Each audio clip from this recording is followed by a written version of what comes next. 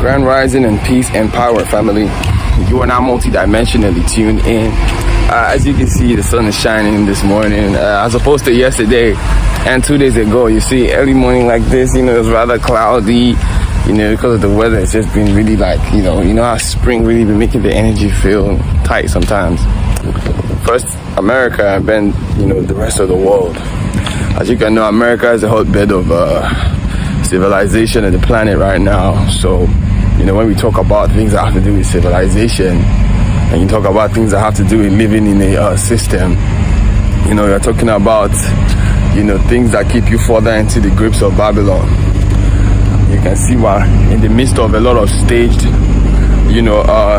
intentional warfares right now that are being disguised like they are warfares that just, occurred abruptly. But, in truth, it's a really closed chambers type of decision that brought about this warfare.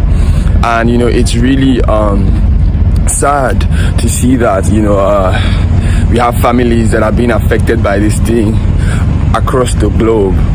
You see, so just this little warfare that has been, ignited by Ukraine and Russia has created a lot of instability in countries, and, this comes to the areas of food and oil shortage, to be specific.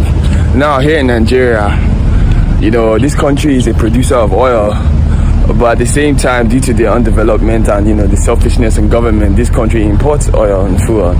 So this country spent its time creating an importing relationship with a country or with countries, like Russia, in Europe particularly. And now Russia has put a ban to their oil. They put a regulation to their oil. So the same way they did it to the oil, the same way they did it to the food. Now, Ukraine is the world's largest producer in wheat. All right, Ukraine produces a third of the world's wheat. You see, very interesting. Ukraine also produces sunflower oil, one of the largest producers of sunflower oil in the world. So this thing that is going on now, what does this mean?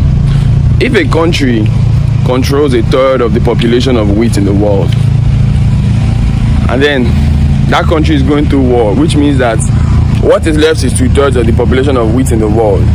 So what is this going to do? This is going to affect bread prices. Bread prices are rising here too, actually. So this is going to affect bread prices. This is going to affect, what do we use wheat for on a daily basis? A lot of things. We use wheat for so much. A lot of confectionaries, cookies, biscuits, snacks, donuts, a lot of these things, rice, just a lot of your everyday food uses wheat. All right, you feel me? And then this is, making food prices expensive.